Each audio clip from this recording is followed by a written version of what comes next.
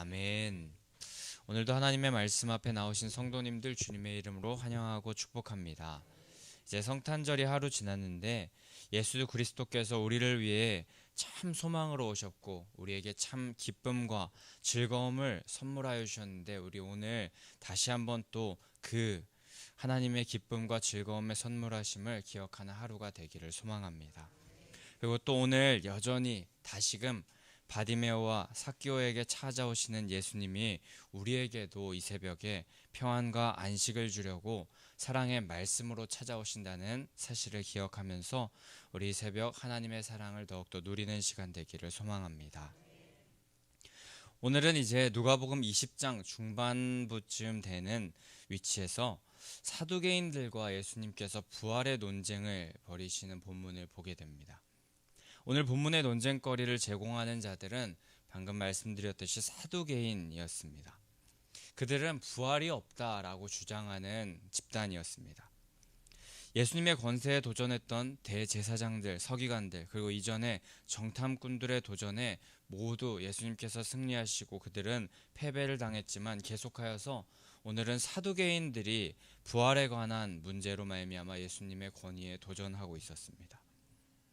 이 사두개인에 속한 이들은 제사장 사독의 후손들 그리고 그의 추종자로 구성된 그런 공동체였는데 이들의 특징은 모세 오경을 제외한 성경은 모두 인정하지 않았고 그 권위를 무시했습니다. 그리고 그들의 특징 중 또 하나는 윤리에 관련된 믿음, 도덕적인 믿음, 그것과 관련된 말씀이 아니면 모두 권위를 인정하지 않고 천사와 영의 존재를 믿지 않는 자들이었습니다.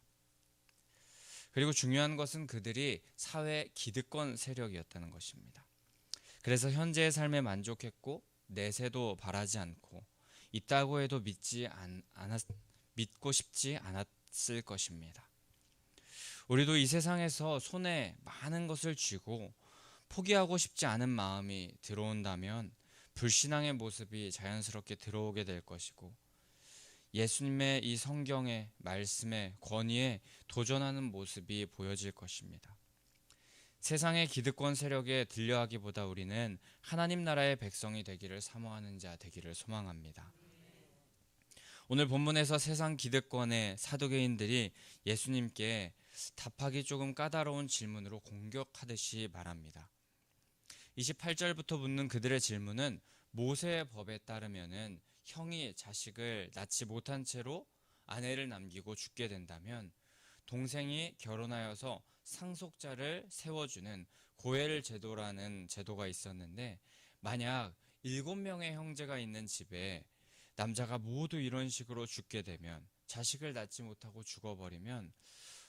죽어버리고 여인도 죽어버린다면 부활 때에 그 여인은 누구의 아내가 되는 것이냐라고 그렇게 물으면서 부활에 대하여서 묻습니다. 그런데 이 질문에 대하여서 이야기하기 전에 저는 이 사두개인들의 질문을 보면서 느낀 감정을 조금 나누고 싶습니다. 사두개인들의 질문을 대할 때 기분이 조금 좋지 않았습니다. 속된 말로 하여서 말 같지 않은 질문을 한다고 해야 되나? 칠형제 중에 첫째가 아내를 취하였는데 그 여인이 죽기 전에 7형제가 모두 죽는 이런 상황이 일어날 확률이 얼마나 될까요? 아주 심한 과장과 가정을 하고 있습니다. 그리고 아마 서기관과 바리새인들은 부활을 믿었던 자들이기 때문에 사두개인들과 이전에 논쟁을 했을 텐데 그때 이 질문을 사용했었고 그때 서기관들과 대제사장들이 쉽사리 이 질문에 대답하지 못했던 전적이 있었기 때문에 아마 기세등등하게 예수님께 이 질문을 하지 않았을까 싶습니다. 예수님도 동일하게 당황하시면서 답변하지 못할 것이라고 생각하면서 수군거리고 웃으면서 어디 한번 답변해봐라 라는 식으로 거만하게 질문했을 것 같습니다. 하지만 우리는 이 사두개인들과 같이 하나님을 시험하지 않기를 원합니다. 하나님은 이런 대우를 받으실 분이 아닙니다. 그리고 질문 시작부터 이렇게 삐딱선을 타고 질문하는 자세를 취하는 것 또한 옳지 못합니다. 내 생각과 내 판단으로 이미 정답을 정해놓고 질문하는 자기가 주인된 마음이 있다면 오늘 다 내려놓으시기 바랍니다. 내 생각대로 예수님께서 움직여 주길 원하고 하나님의 뜻을 재단하려는 모습은 죄된 모습입니다. 예수님께서는 결국 부활하셔서 영원한 생명을 허락하셔서 그들의 이 부활 논쟁이 아주 의미 없는 논쟁이 되어버리도록 모두 예수님께서 부활하셔서 다 이루실 텐데 무지한 그들은 지금 예수님을 시험하듯이 말하는 모습을 보게 됩니다. 우리는 이 사두개인들과 같은 전철을 걷는 자들 되지 않기를 소망합니다. 우리 다시 본문으로 돌아와서 예수님은 이 사두개인들의 질문에 예수님께서는 그들의 질문이 처음부터 잘못되어 있다라고 말씀하십니다. 이 세상과 저 세상을 동일하게 바라보는 생각 자체가 잘못되었다라고 말씀하십니다. 이 세상의 일을 근거로 저 세상의 일을 파악하고 판단할 수 없다라고 지적하시는 것입니다. 이런 말씀을 목사님께서 가끔 비유로 말씀해 주셨는데 차원이 다르다라고 말씀해 주셨습니다. 1차원은 선으로 이루어진 차원, 그리고 2차원은 그 선들이 채워져서 면으로 형성된 차원, 3차원은 면과 면이 만나서 입체적인 공간을 만드는 차원입니다. 그리고 4차원은 3차원에서 더 고도화된 차원이라고 하는데 제가 4차원을 고도화된 차원이라고 밖에 설명드릴 수 없는 이유는 우리가 이 3차원의 공간에 살고 있기 때문입니다. 가끔 엉뚱한 생각을 하는 아이들을 보면 쟤 정말 4차원이다 이렇게 말하는데 이해할 수 없는 말을 하기 때문입니다. 3차원에 사는 우리가 4차원을 명확하게 쉽게 표현할 수 없습니다. 그래서 저번 주 금요일에 사모님도 신앙적인 경험을 이 세상의 단어로 표현하기가 쉽지 않다고 하시기도 하였는데 같은 결의 이야기입니다. 이 땅에서의 생각과 판단, 지식을 근거로 하여서 하나님 나라, 하나님의 생각을 이렇게 표현하기가 쉽지 않다는 것인데 사두개인들은 사람의 차원으로 그것을 지금 해결해 보려고 도덕적인 차원으로 윤리적인 차원으로 이 세상의 그런 차원으로 해결해 보라고 하는 질문을 예수님께 지금 해결해 내라고 하는 그 말을 하고 있는데 그것은 하나님의 차원에서 예수님의 차원에서는 무지한 말을 하는 것입니다. 이후에 34절, 36절까지 또 예수님께서 말씀하십니다. 이 세상의 자녀들이 장가도 가고 시집도 가겠지만 부활함을 얻은 저 세상의 자들은 장가가고 시집가는 일이 없고 다시 죽을 일도 없고 사두개인들이 부정한 존재인 천사들과 동등한 부활의 자녀요 하나님의 자녀가 된다라고 말씀하십니다. 즉 이미 말씀드렸듯이 저 세상, 즉 앞으로 올 세상, 하나님의 나라는 부활하여서 영원히 사는 곳이기 때문에 이 세상에서 이들이 말했던 고엘 제도, 그 제도가 전혀 그 논리가 통하지 않는 세상이라는 것입니다. 따라서 결혼해서 자녀를 낳을 이유가 없고 부활의 자녀, 즉 하나님의 자녀로서 천사와 동등한 존재가 된다라고 말씀하시는 것입니다. 이 세상을 기준으로 영원과 부활을 판단하기 때문에 영원한 나라의 개념으로 보았을 때 그 이 세상의 개념으로 영원한 나라를 판단하는 것 자체가 무지하고 어리석은 질문, 생각일 수밖에 없었던 그 사두개인들에게 예수님께서는 참 하나님의 진리로 그분의 참된 진리로 답변해 주고 계신 것입니다. 고린도전서 15장 말씀을 보게 되면 썩을 것이 썩지 아니할 것으로 욕된 것이 영광스러운 것으로 약한 것이 강한 것으로 다시 살아난다라고 말씀하셨습니다.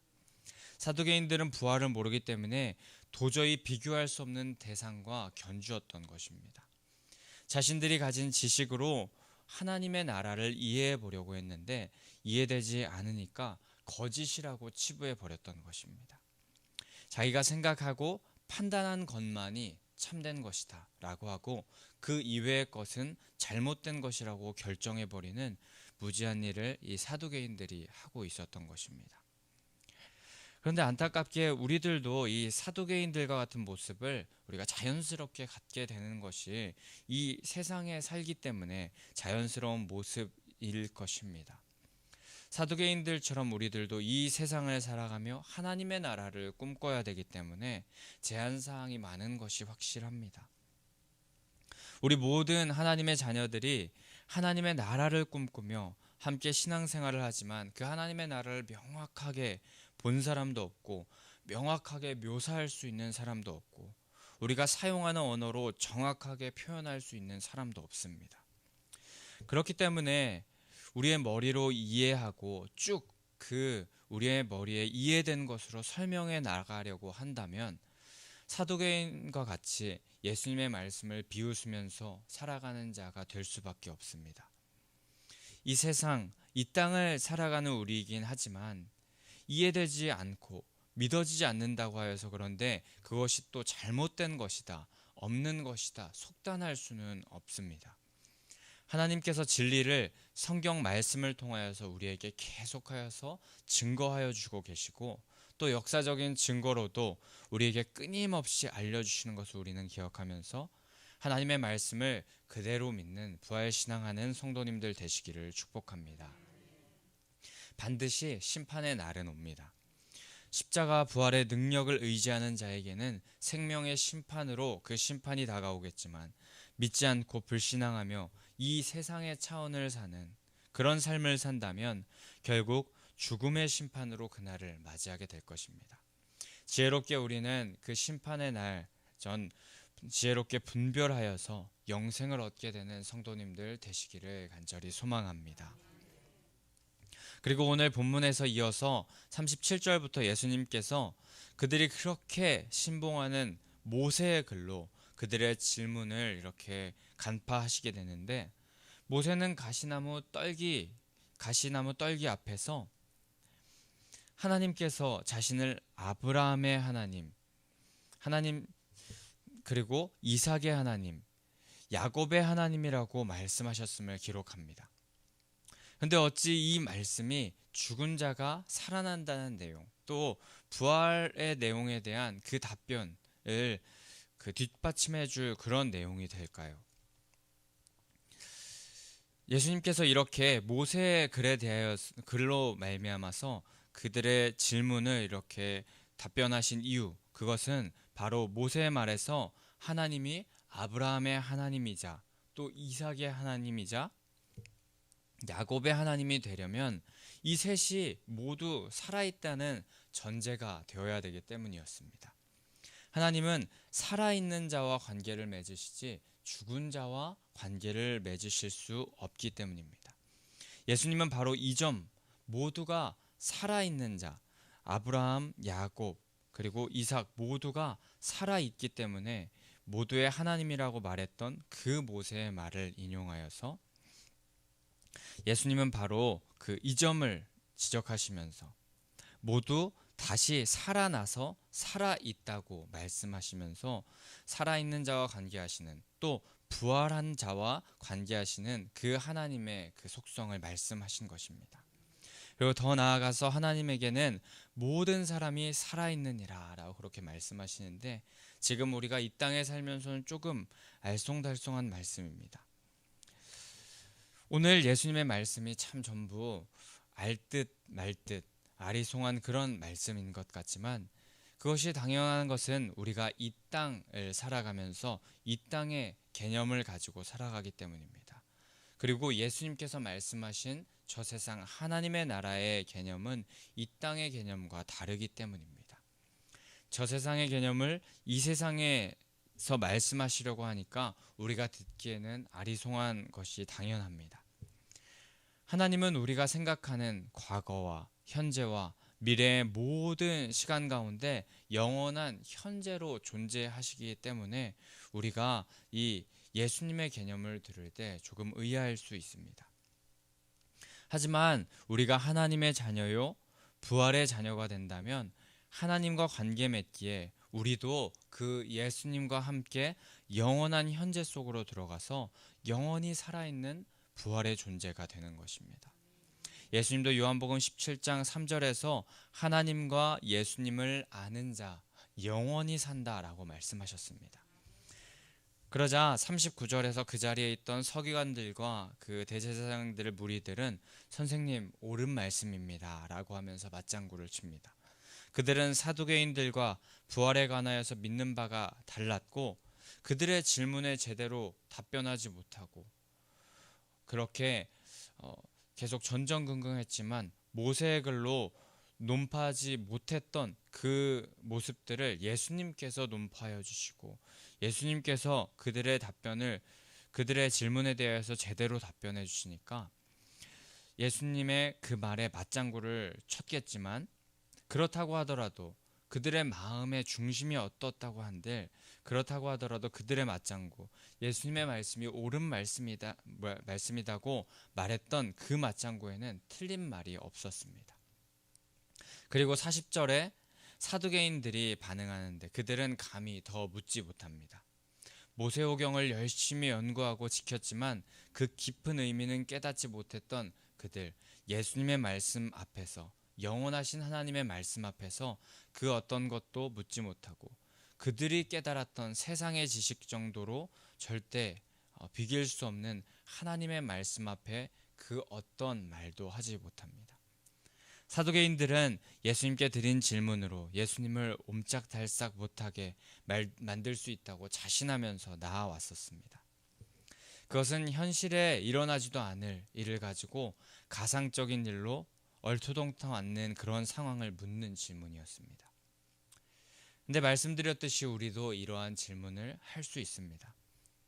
하지만 하나님께서는 우리의 그런 무지하고 또 미련한 물음, 이 세상과 저 세상을 구분하지도 못하는 그 질문 앞에도 참 지혜를 허락하시면서 또 내 생각, 내 판단이 절대적으로 오르면서 그 예수님 앞에 예수님이 자신 앞에 굴복하기 원하는 그런 질문 앞에도 예수님께서는 우리에게 방향 전환을 하기 원하시면서 참 지혜를 허락하시면서 또 오래 참으시면서 우리에게 바른 길을 허락하여 주시는 분이 예수님이심을 우리가 믿기를 원합니다. 우리의 질문, 우리의 문제를 주님 앞에 가지고 나아갈 때 그것이 내 생각, 내 판단이 절대적으로 오르면서 예수님이 내 앞에 굴복하기를 원하는 그런 악한 자세로 결국에 나아간다면 죄악된 길로 더 깊이 빠져나가는 모습으로 변할 수밖에 없습니다. 주님께 문제를 가지고 나아가거나 질문을 할 때에 우리의 생각은 내려놓고 주님의 뜻은 무엇인지 여쭙고 말씀하신 대로 방향을 전환하겠다고 방향을 돌리겠다고 겸손하고 가난한 마음으로 나아가는 믿음이 예수님 앞에 참 믿음 그리고 예수님께서 기뻐하신 믿음일 줄 믿습니다. 자신의 연약함을 인정하고 애통해하는 마음을 품고 예수님의 마음과 생각으로 살아가는 지혜와 용기를 구하는 마음으로 예수님께 나아간다면 예수님께서는 우리의 질문, 우리의 물음 앞에 따뜻한 답변으로 또 생명의 답변으로 능력의 답변으로 우리에게 함께하여 주실 것입니다. 하나님 나라의 지혜를 우리 가운데 부어주실 줄 믿습니다. 오늘 예수님의 답변은 예수님을 믿는 이들에게는 소망이 되고 증거가 되며 영혼을 사모하는 마음을 더 풍성케 하는 말씀입니다. 하지만 기세등등하며 죄악된 모습으로 예수님을 이겨먹으려고 하고 불신앙하는 자세를 취했던 자들에게는 그 입을 벙어리로 만들어 버리시고 아무 변명도 아무 말도 할 수 없는 그런 모습으로 변하게 만들어 버리십니다. 예수님과 기쁘고 즐거운 천국에서 화기애애하며 다른 차원의 영원한 현재를 살아가는 그런 기쁨의 삶을 살고 싶으십니까? 아니면 심판하는 주님 앞에서 굳은 모습으로 아무 말도 못하고 고개를 떨구고 죄의 결과 사망의 길로 나아가길 원하십니까? 제가 이것을 말씀드리는 것은 협박하는 것이 아닙니다. 방향을 전환하라고 권면하시는 예수님의 간절한 부르심이고 돌아오라는 외침입니다. 함께 하늘의 축복을 함께 살아 누리자는 예수님의 간절한 애원입니다. 우리에게 부활하여서 그 이후에도 영원한 생명을 허락하기 위해서 이 땅에 오신 예수님을 온전히 믿어서 우리 그 생명과 평화, 축복을 누리는 성도님들 되시기를 간절히 축복합니다. 사도개인들과 같이 불신앙을 회개하고 그 사도개인들의 모습과 같이 불신앙의 모습들이 있다면 우리 회개하고 성령으로 충만하여져서 하나님 나라를 살아가는 존재의 축복을 누리게 되시는 모든 성도님들 되시기를 간절히 소망하고 축복합니다. 우리 그럼